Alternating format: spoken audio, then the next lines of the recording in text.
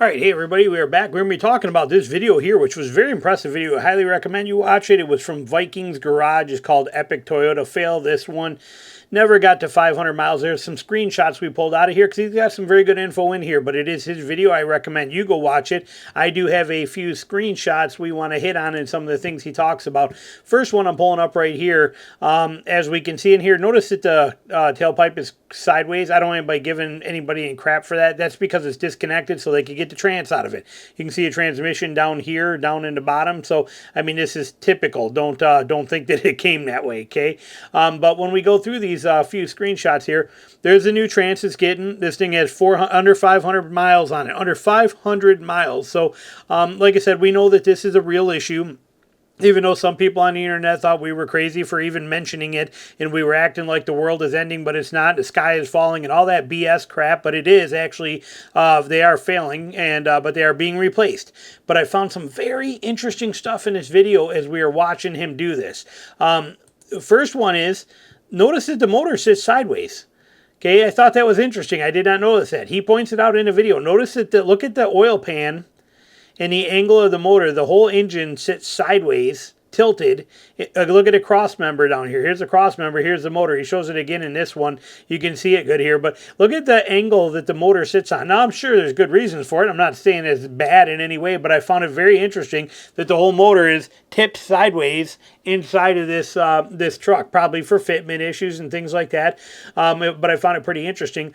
He also states in here that the transmission was an easy job. Okay, notice the motor is still in and the transmission is out. It's basically this bolt pattern right around here, and it looks, as we'll see in another clip, it's pretty easy to get to. So if you have to have this transmission repair done on your Tacoma, easy peasy. Okay, this is not a hard thing, and there's really no way to screw this up. It's a pretty simple replacement, not a big deal whatsoever, so do not be worried about it causing any reliability issues down the road because they had to break into your, take your trans off. This is a very easy thing, and I wondered that. Would they have to pull the motor out to get to these? Is it going to be? I didn't know.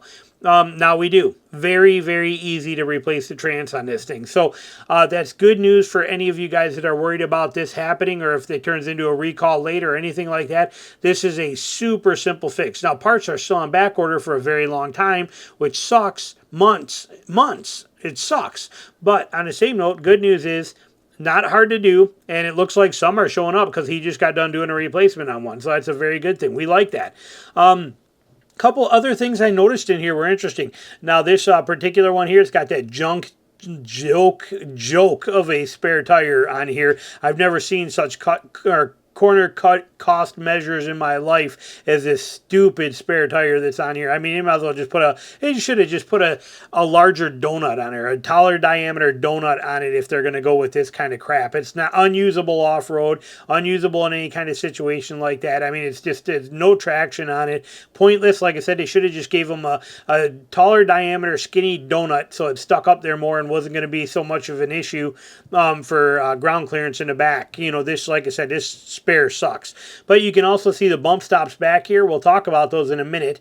We got another thing we're going to mention on those in a second here for you. Those are on the rear. This is obviously the rear of the vehicle. You can also see here you got your high left jack points, and you have these tie down points here, which are pretty sweet. I know they're not really usable as recovery points, but they are cool that they're there from the fact for being able to tie this thing down on a trailer, and also, like I said, could be used as another point on here. You're probably going to damage this, but at least it gives you another point if you had to do a really hardcore winch type pull out of there to be able to double hook up. That's kind of nice that you have that option. And like I said, if you're nose down, this would probably work okay and probably not damage this plastic by the license plate too super bad. So it's kind of neat. Bump stop right here. Now, again, I got a better version of this we'll show later in here that I made another screenshot, so we'll talk about that. Also, notice here the shocks. Okay, this is how they should be. Remember when a lot of trucks today, like the Ford Super Duties, and I don't know why they do it, the F-150 does it like this. See how the shock is all the way over here by the tire? That's a beautiful thing, and it opens all this up for clearance in here and doesn't have shocks hanging down. Look how far down they hang. I mean, they come down 3/4 or more of the way the tire does. I mean, they're barely off the ground, but they're tucked in tight to the wheel. That's how Jeep does it. That's how F-150 does it. That's how the ZR2 version of the Colorado does it. That's how the Rangers do it now. F-250 does not. Silverados do not. The old version of the ZR2 did not. It had them out here, and it was just in the way, and you're catching them on all kinds of crap. This is how shocks should be. So Toyota did a fantastic job with that, and where they put them, we really like that way they set that up. You can see it again right here, but look at how far down that hangs. Okay, so imagine if that was over here where the control arm bracket is. If you had it here, that would be miserable. Okay, so we like the fact that more and more companies are now in manufacturers starting to realize where a shock should be in a truck. Okay, plain and simple. It just has to be that way. And I don't care if you're off-road or not. You go driving through a field or a farm patch or anything like that too, or even a logging road with a big rock. It's nice to know that you can actually straddle things and not hit stuff. However, there is one issue with this that does bother me, and that is this drop down on the back of the gas tank. I do not really like this. Okay, the gas tank is up and high, and then this back end drops down low. You can see it hanging down low here, and it's almost as low as the actual control arm bracket is, which makes me a little nervous about that being able to take a hit there. Remember, the drive shafts won't be here. This is on a lift, so the whole rear end is dropped down. When this drive shaft and rear diff is up, this is this makes me nervous right here, how this drops down. I get it. They had to do it for fitment and to be able to give this thing its 18 gallons, but definitely kind of a bummer. This kind of bums me out a little bit that this is set up that way right there. Next one on our thing here we have is, that was the same one again, just a repeat of it. Here you can see it here. This is all gas tank. See, here it is. The gas tank goes normal or regular height. Then see this big drop down right here? Look at it. It's almost, now the control arm will maybe help protect it on some things, but you catch a stump or something on this, that gas tank's down pretty low. I'm hoping that skid plate that's on it's pretty good, and I'm hoping these gas tank straps are pretty strong, because that kind of freaks me out right there. I don't like that. That's like how GM used to put their DEF tank before. I think it was up till 2019 or 2020 when they changed it, but they used to have their DEF tank on the GM HD trucks hanging down way lower than a frame. Like perfect spot where you would damage it. You poke a hole in your DEF tank, you go into limp mode, your vehicle's done, you're dead. So this kind of bums me out a little bit on here. I'm glad it's by the control arm, and that might help protect it some, but this bugs me a touch. Moving on from here, I do love what they've done with the frame on this thing, okay? Little things. The engineering side of me kind of comes out in some of this stuff. I've been an engineer for many, many years. It's been 26 years, but we used to do all this kind of things, and I built all the end effectors. I built for GM and for Chrysler vehicles, and these things matter, and you may not notice it, so I'm going to point it out. Notice how they put plugs in a lot of these holes up here to prevent anything from getting in there excessively.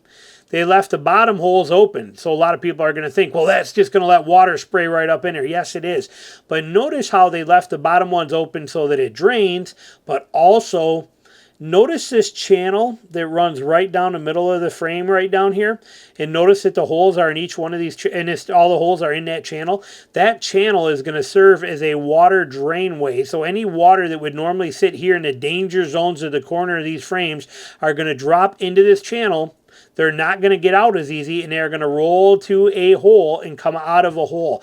Beautiful design. Hopefully this is going to solve all that frame issue stuff that Toyota's had for the last 15 years. You know, this hopefully solves all of that. They did a really good job on the frame. Even here, they left the bottom of this open so that we get drainage and nothing's going to stay in here. Even the way these brackets are curled and no hard edge where water's going to sit on there. They've done a fantastic job on this frame. They did a really good job with that kind of thing. Here I was just showing the bolts, how easy they are to get to for that transmission. Super simple, like I said. So ease your mind if you have to have this done. Ease your mind in knowing how difficult it's going to be or what's got to be done on there. And then I like that they put the little drive shaft strap on here as well too. But here you can see that drop down in that gas tank. See that? How it's this flat tank all the way here, and it drops down right here. That when this drive shaft and rear diff go up, that becomes a point of concern for me. But I love how nice and clean everything is in here. Simple, easy. I like it. They did a good job on this truck. They really did.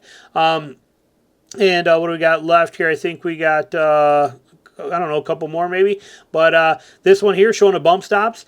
Love that they're self-mounted right here on this bracket too, which means that Sumo and other companies will come out with bump stops for you soon. So like I had them on my 3rd gen. They were the best thing I ever put on. But the ones on my 3rd gen clamped to the actual I believe they clamped right because of the leaf spring. They went right with the leaf spring, clamped right under the leaf springs. Here they're putting them up here mounted high, but hopefully this is a screw in or bolt in style here where you can do that. Sumo Spring can come out with some new ones and give you some more, get rid of the sag and give you some more cush and a little better bump stop than what these cheap ones are. Well, that'll be a very good thing, but it looks like that's very doable. I like seeing that. So, and that ends it for us. So that kind of covers this, but we know now that this is the transmission job is pretty easy to do. That this thing is nice and clean underneath. I mean, they did a good job on this truck. No more of that. Look at even here as we look at this from the back. Notice how that crossover pipe is tucked up nice and high above the cross member. Not dealing with the stuff we had on the 3rd gen where that thing hung way down and I had to put a skid plate over it. They did this truck very well. And the transmission job... well, the engine being sideways is funny. I think it's cute. It's cute. Like I said, it's not a knock at all. I just never thought I'd see that like that, but it's very, very neat to know. And that transmission job is smooth as butter. So hopefully that gives you guys some insight and gives you some help on this, and you enjoyed it. Thanks for watching. And again, check out his video. Like I said, he did a fantastic job on this video. It's 13 minutes long. He even goes in to do some driving impressions on it. He does talk about how this one does feel like it still hunts for gears for him. He even shows a video clip in here where he talks about that. He's got some really good stuff in this that he dives into this truck and covers. And it's a great video. Highly recommend you go watch it. So, as always, thanks for watching.